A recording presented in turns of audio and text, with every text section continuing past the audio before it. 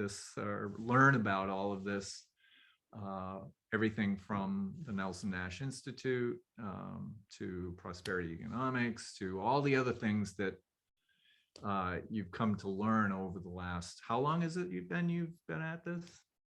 Yeah, Ray, thanks for having me on. I'm really looking forward to chatting with you today. Yeah, it's amazing how time flies. The typical saying people have. Yeah, I started my practice in 2017, really 2018. 17 kind of set up, but I had done some exploration obviously beforehand, about a year or so before that, before even starting my practice. And that's kind of, so it's, almost been like, 6-7 years since I've sort of adopted some of these concepts, learned about the prosperity economics movement, things like infinite bankings and real estate. So a lot of this stuff it feels like I've known it forever, but it hasn't been that long really when I really talk about it. But it feels like it's ingrained in my kind of every fiber of my being these days. Feels like I've never always had it, I guess, in some respect. Yeah, right. So it was 2018. I just want to say here that, in my experience, when I talk to clients, we find out that we all have stumbled upon this in some fashion.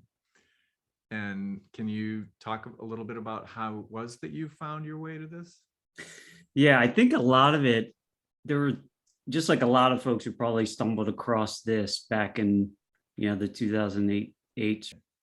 Okay, so yeah, Ray, when a lot of this, I think, started back, just like for a lot of folks, I believe, in 2008, right? When we kind of were faced with all the pain of the mortgage crisis and the market corrections. And, it certainly did not feel good personally. I certainly, just like everyone else, lost a bunch of money and said, this was just, it came out of left field, at least from my vantage point. And it just kind of sparked my interest to say, this doesn't feel quite right. And it took me a while to start sort of getting exposed to a lot of different things, but I just started reading different things after that, outside of the typical and stock market and where you invest. And I didn't do anything with it for a while, right? I just kind of was learning. I was in that learn mode, and that's my natural sort of tendency. So it took me a number of years to start shift, to learn about real estate. But the one thing I did notice during that time was that my life insurance that I had gotten, just a normal basic set of policies, didn't get damaged. And I noticed that I wasn't using it for anything. I was just using it as a savings vehicle, obviously protecting my family. But I started learning more about that and got exposed to, obviously infinite banking, and that threw me off a bit because it was obviously an interesting concept that I had to read a whole bunch of times before I kind of got it. And through the course of that learning and just exploration, I one night I was just reading something and stumbled across prosperity economics movement and Kim Butler. And I said, this wasn't a coincidence. And she was talking about life insurance and how to use it in a unique way. And it was just one of those light bulb moments in my life. I said, there's something to this, and just kind of got me down further. And that was probably back in, 2014, 15, really, when I started this. I came across this and I said, wow, this is just really interesting. and it's sort of the combination of things I was exploring anyway around real estate and how to leverage, and the system didn't feel quite right to me, right? Around the banking environment and stock market and Wall Street. And it just was amazing. And it just kind of piqued my interest back then and just kind of went from there. Awesome. So you just touched on real estate. So from my understanding, it is that a lot of real estate investors use this whole life participating, with a mutual life insurance company, they use it to enhance their investing.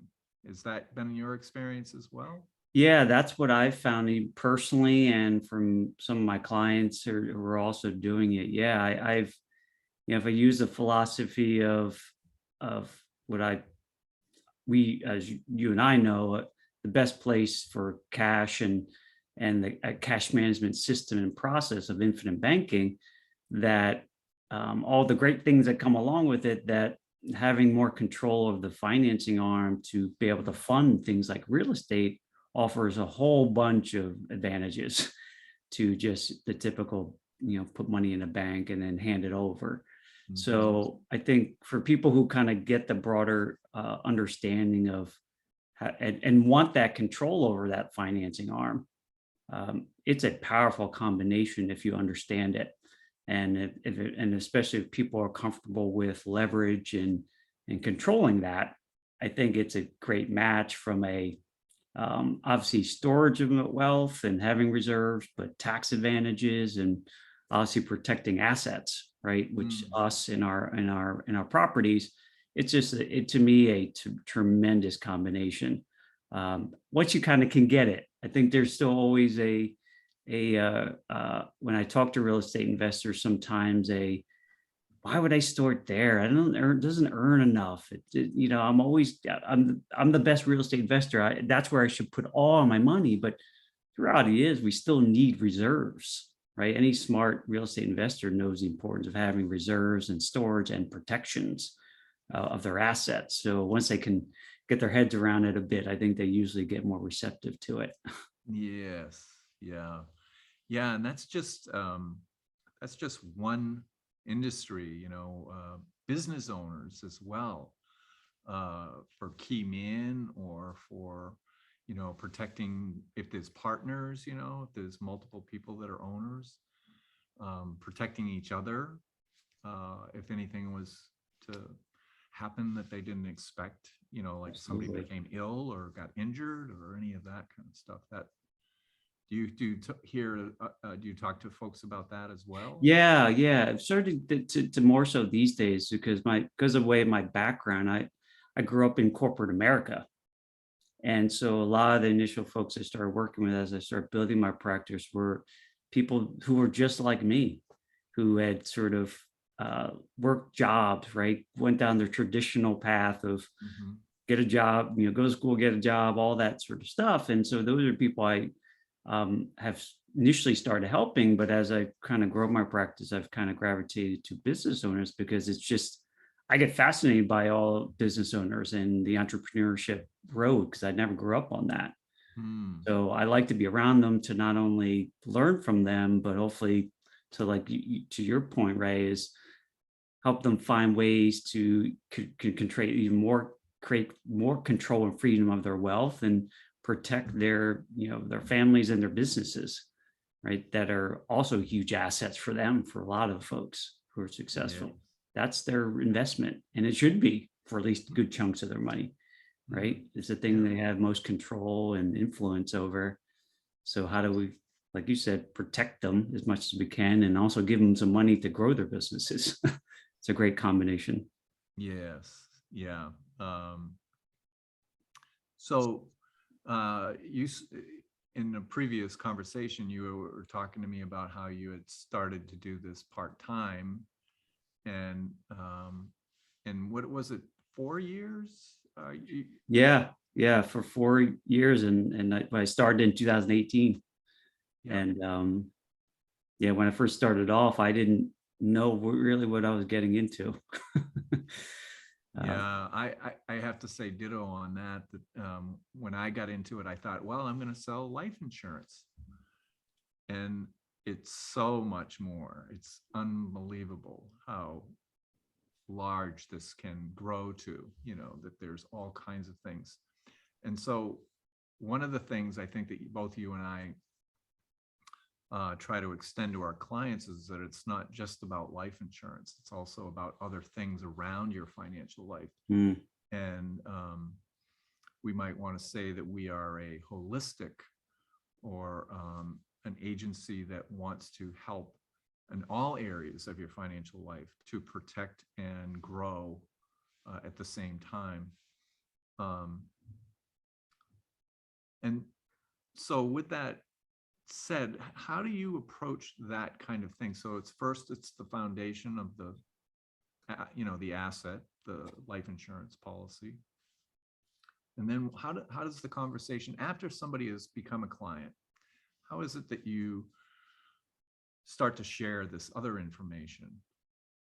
Yeah, because a lot of it, and a lot of it is starting, we've always heard this term kind of meeting people where they are type of concept, right? And I respect, so a lot of the initial conversations is just to kind of better sense of kind of how they grew up with their finances. What did they learn? What did they experience that shapes the way that they operate today, for right or wrong? I mean, there's no right or wrong, I guess, in this way. It's how you evolved. And so a lot of it, yeah, life insurance is one piece, but it's part of the bigger, I think you alluded to it, like foundation. Like, let's build that, the house is usually the best analogy I have. Like, you wouldn't build all the fancy parts of your house before you built the right foundation, right? Because, and we can easily get in that way certainly in a personal finances, because it's just more interesting to talk about investments and, whether it be crypto or real estate investing, the stock market, it's just more exciting. Yeah. And that's where people usually start. And I always have to just say, hey, have you ever thought about all those important things that could happen, bad things that could happen to us? And how are you prepared? And what would you want to happen? So I usually at least introduce those other areas around what I would affectionately call, because I'm a big sports guy, love sports, the defensive side. How do you create your defense and ensure that it is as strong as possible and serves you how you want, but also how do we leverage our defense to create offense? And that's the concept of the infinite banking and life insurance, that it does so much for us from defensive side, protecting our families from death, all those great things we know, taxation, but then leverage that same dollar to push our offense and gives us confidence in that area. So a lot of it, I do talk broadly around things like disability and, concepts of protecting your assets, like your house and autos, but it's in the broader scope of get your foundation solid. And then it helps us move faster on the investment side. So that's usually how we pivot. So that's kind of it. And some people are less concerned really when when we share these things. I think most people recognize, especially the last 2 years plus, that just about anything can happen. And so the idea that all these things that have a remote chance of happening actually can happen. And, I guess that's maybe one of the positives that come out of all this from the last few years, is people recognize that more so than ever. And kind of realize that it's probably important to get more things in place than for things that they've kind of been deferring or leaving on the side. Yeah. Or even just switching the way that they think, that really, like you said, that everybody kind of gravitates to the crypto and the market and everything, because it's, as they say too, it's a little more sexy and glittery. Yeah. It's more exciting. And this is kind of boring. It plods along very steady, steady Eddie. Absolutely. Yeah. And it's long term, which I think, in the world of IBC and Nelson Nash sort of philosophy, thinking long term. And I personally think long term. I'm thinking generationally for family wealth, but it's this society has pushed us to thinking long term, short term. What can I get now? How can I get rich fast? How can we, how can I do less? How do I retire early? Right? All these concepts that I don't subscribe to anymore. And goes counter to what typical financial sort of thinking goes to. And then, that's, I guess, the beauty of what we have to start introducing these concepts or reintroducing it to people? Yeah, reintroducing it. And yeah, so you use the word typical. I think words are so important, and you have to pay attention to them, what they mean and what they mean to different people. So if you think of the word typical, like you had used, the typical advisor, if you talk about an advisor, is taught a certain way of helping their clients. But I'll just say, you can concur for yourself, but I would say that I would consider myself a traditional life insurance person, in the sense that I really want to protect the person and the family. And now, because the way that these products can be designed now, for the last 3 or 4 decades that came out, we can design them for exponential growth, in a sense. In one sense, we would need to explain that. But the word traditional, meaning that my father, my grandfather, possibly my great grandfather, if he had the wherewithal to even buy life insurance, had whole life as the foundation of their savings and protection, all in one. That's what it was. And it's been going on for, at least 400 years. If you wanted to reference some stuff back to the Greeks, you could actually show that that's what they were doing, and their mindset was of that nature. But now everything is kind of typical. So buy term and invest the rest. Everybody's heard that. Yes. But the traditional whole life is no more, I would say it's no more costly, because it's all actuarial science, math. And it's all the same cost, whether you're talking term, because term is just a certain amount of time. But whole life is for your whole life, and that it's the same cost built inside of it, which, if you talk to people about that, they go, what?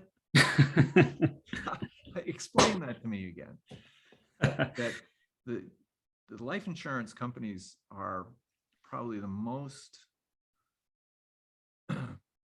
careful and conservative minded people, and they have figured out over the many millennials that this is what happens in someone's life if they live this kind of lifestyle. So they're very, very accurate.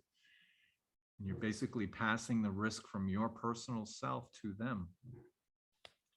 That would be just an interesting conversation, just that. How is that actually happening? So would you consider yourself a traditional? Oh, absolutely. Yeah, for sure. And I would definitely side on that. And to that point, when you read sort of, learn about the history, and the what everyone believes is what you're supposed to do. A lot of the stuff that we're talking about, Wall Street and all these sorts of other approaches and strategies, have only been around since the 80s, right? In really its truest form. I mean, to your point, this traditional life insurance has been around for well over 100 years. Yeah. Before even the tax code was created, right? All these, has a long-standing history.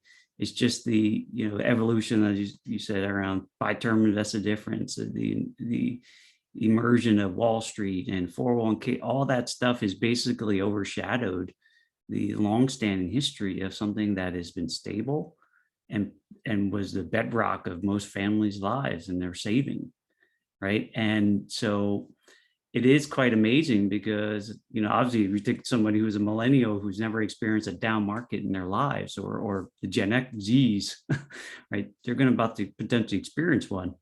That this world of fusion of cash and building up the markets and all these things, don't always work in a straight line. And I do know of one product and strategy that does, and can be relied upon for great storage of wealth and protection of family. And as you know, you and I know well, and a great way to pass on wealth to the next generations so that they can continue to progress in their wealth and value to this earth. I saw something, astounding the other day, and it was talking about the different inequities that, people feel around our country, economically and income wise, and who controls that, right? Very few people control that. But it showed that, the majority of people are actually, their families are going to be worse off than the prior generation. And it's getting worse, right? We're supposed to be progressing, and we want our children to do better than us, but it's actually going the opposite direction. There's more families they're going to be worse off down the road. And I got to believe it's the system that's been built around this it contributes to that, right? In a lot of different ways. So just side tangent with that, but but to your point, to your question, definitely traditionalist, and it's newfound for me too, around businesses and controlling, our own assets, right? Instead of just handing it off to people.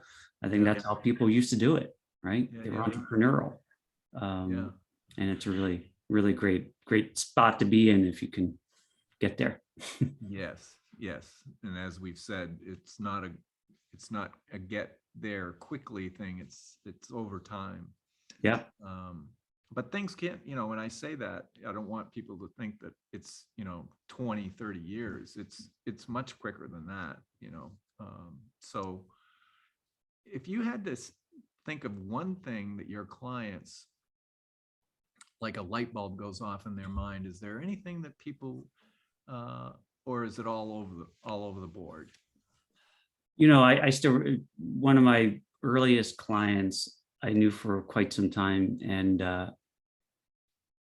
and he was one of those guys that he worked in corporate America for a while, very successful, and he